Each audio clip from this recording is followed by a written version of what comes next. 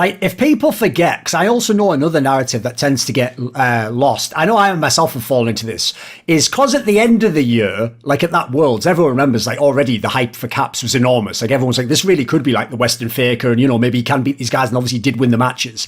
I know I make the mistake myself sometimes of thinking he was that all of Season 8, whereas I remember actually, like in spring, like actually Rekkles was a fucking banger. I think that was one of his better splits. Like he was very, very good. Sometimes you obviously played through him. Like, these are the two big names in the team, Caps and Rekkles. Obviously, they're going to go down as like, you know, Hall of Fame, fucking top 10 players ever from West, etc. Like, what was the dynamic like with these two players? Because they seem like totally polar off it. Playing styles, personalities, they seem so off the wall. So, how do you try and use these two players? I think they had a tremendous amount of respect for each other. I think Caps was kind of seen as the best player on the team, but he actually looked up to Rekkles more than most other players. But I don't think there was really necessarily a system of how we were playing off of these players. I think that came much later when I realized that Caps was, for example, doing extremely well on roaming champions and was really good at impacting the map. But that was it came way later. So I can't say too much to it. There were times then I don't think they ever had like big issues together, for what that's worth. We had quite some issues with the team overall or between players at times, but I don't think they specifically had issues with one another, fighting each other, arguing, or hating each other's guts. They just respected each other. They were both the ones spamming solo queue more than anyone else. That's probably where a large part of the respect came from, and they both recognize each other's talent. So I don't think they talked a lot to one another, but they did respect each other tremendously. Right, you said earlier in the interview, for you, Caps is the Western GOAT. Yeah. If you're saying that right, yeah. Was he already at that kind of level in this team? Is it some of it later? Well, give me some thoughts on him. Why is he your Western GOAT? And like, what's special about him as a player? I've seen him win more games that were not winnable than any other player. He opens up games with plays that seem impossible. He makes the impossible happen consistently. He gets away from team fights with 1 or 10 HP, and you think it's lucky, but he does it over and over and over, and it's not luck. This guy is in a completely different dimension. Solo kills opponents consistently, plays every champion. I think he is the best player Europe has ever had, for sure. For sure, that's my opinion, just based off of that. Right, when you were coaching a player like Rekkles, I've said a lot of this publicly, I've had to allude to a lot of it though, because one thing people don't know is like, unless a story, like I said earlier, unless something about it's out there, like it's not my business to go telling everyone's like private shit, especially, by the way, one thing I don't do is, I don't reveal personal things that are outside of the game, like, you know, unless it's relevant to like what happened in the team or a dynamic or something, like, again, if someone does something, whatever, that's outside of the remit. I only know them as a pro player in League of Legends, that's how I judge them.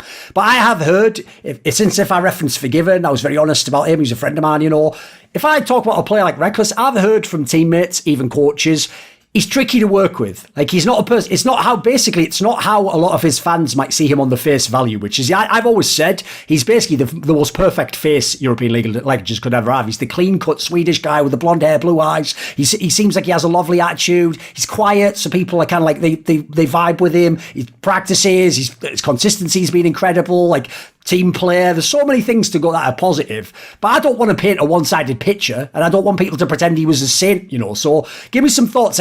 Was it tricky with the tactics you had to use to work with Rekkles and to get him on side with certain things or certain ideas? I mean, people might know even before your time, there's times where maybe he didn't want players who were teammates, or maybe he wanted to bench himself. This happened during this year, obviously. So can I have some thoughts on some of the challenges of working with Rekkles, and how do you do it in the end? At times it was difficult. I don't think when it comes to in-game related stuff it was difficult. I think Rekkles was the kind of guy where if he had his ups and downs, and when he was up, he could lift the entire team with him, and he would be just about the perfect teammate you could ask for. But when he had his downs, it could get very ugly as well. So one of the things that happened is I signed on for Fnatic, and the first thing I hear is, hey, we have a situation. Hylissang and Rekkles are bootcamping in Korea, and something happened. We don't know what, but they're not on speaking terms anymore. But rest assured, if it doesn't work out, we have Jesse still signed. So if you need to make a change, we can do that. I ended up fixing it at the start of the split, but it was not easy. I still don't know like who was at fault, what happened. But it did kind of set the tone, and there were times where it was difficult. I think Rekkles needs trust in his teammates or trust in himself that he's going to win the series, and then he's going to be fantastic. Now, if he's going to a series or a Worlds and he just doesn't believe in it, then it can be difficult because he will try to isolate himself more from the team. So it has its ups and downs. Like for me, positively, we had to play C9 in the semifinals, and I was worried out of my mind because everyone was like, haha, C9 in the semifinals, haha, we're going to the finals. And I was like, that's not happening. But then Rekkles just looked me in the eye and said, Joey, we're not going to lose 3 games to these guys. I will not let it happen. And then I knew, okay, if Rekkles says that, and he says that in front of the team and to his coach, you just know you're going to win that series. But when we had to scrim, for example, against RNG, against Uzi, it was completely different. It was very difficult to keep him very actively involved in the game, and he felt like he was more isolating himself. Right, I've got an analogy. You might like it because I know you're a big fan of the old days and the great players and sportsmen. So obviously you were around during the era of Moscow 5, right? This legendary European team. And I've got an analogy that I've never heard anyone make, but I'll make it for this bot lane because there was a detail that not a lot of people really understood, which is the reason why Edward left that team when they were still an amazing team when they were Gambit, is because even though that bot lane was fire, like it was an amazing, like it had everything. It had like the passive player, it had the aggressive player, it had the tension, it had the dynamic, the way they played with the map, like everything was great. Internally, like they didn't see it that way. Like Edward he was the Hylissang. He was the guy who was like, he wants to be super aggressive. If there's a kill, we're flashing for the kill. I've got both of us and we're going to hit this guy and we're going to kill him. Even if, we might die and even if we can't calculate the health bars and all that garbage. Like, problem is, Genji's philosophy, he was the Rekkles. He was like, I'm here to farm minions, get my items, and then I'm going to carry this team fight. Like, I've got a team fight comp. I'm not fucking going for this, 40-60 or 50-50. Like, we're not doing that. In fact, famously, Genji would just let Edward go in and then just sort of be like, well, if you don't want to die, don't do that again. Right? I'm guessing there's a little bit of this because if I'm like a Hylissang, I want trust. I want you to just go in with me when you go in. But if I'm Rekkles, it's like, why are we taking, funnily enough, reckless aggression? Why are we taking chances we don't need to? There had to be the creative tension. Some of it had to be there in this bot lane, right? Yeah, most certainly, because I think in Hilly you have probably the best creative player in Europe, and Rekkles is the best, controlled, playing the lane properly, using the waves properly, and just getting your good base timings, getting to late game carrying. So they were complete polar opposites, which definitely caused tension from time to time over the 2 years. They did get, as time grew on, I think they did start to really respect each other because, of course, Hilly started to see okay, if nothing happens before 25 minutes, my AD carry is going to do better than enemy AD carry. And Rekkles started seeing that Hilly was doing very well in the laning phase. Like when he was engaging, it's because he saw something that maybe he himself didn't see, because Hilly just does that. He sees things that his teammates and his coaches don't see, but do work out. So I think they grew in respect over the time. Of course, if there was a week where Hilly would engage or do something creative 5 times and it didn't work, it could be a rough day in the office. But I think over time they grew more and more respect for each other and got better as a bot lane because they just understood, we're polar opposites. Let's kind of try to make it work, or at least we have faith in what the other person is doing.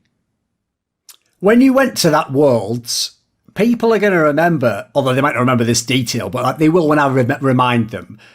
Fnatic won the group stage, and the group had Invictus Gaming in it. Now, bearing in mind, in the final when they played you, now everyone will claim it was obvious they were going to win, blah, blah, blah. I remember I felt like a 50-50. I was interested to see which way this is going to go. And because you'd obviously won the 2 out of the 3 games against them because it was a tiebreaker, there was even grounds to fuck, the West could win Worlds.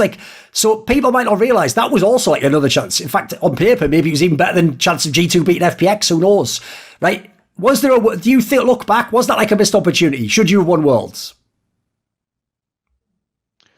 We could have. I think so. I think some of the players really burned out after the semifinals, and I think we, as an organization and coaching staff, made a decision. So basically, we started really celebrating after the semifinals. We started to bring in all the family. We were having dinners, and I think that kind of took away from the prize that was still there. Now, there's of course a world where we wouldn't have brought in the family of all the players, and we would have still gotten 3-0, and it would have been a waste of an opportunity for them to see the kids in the final.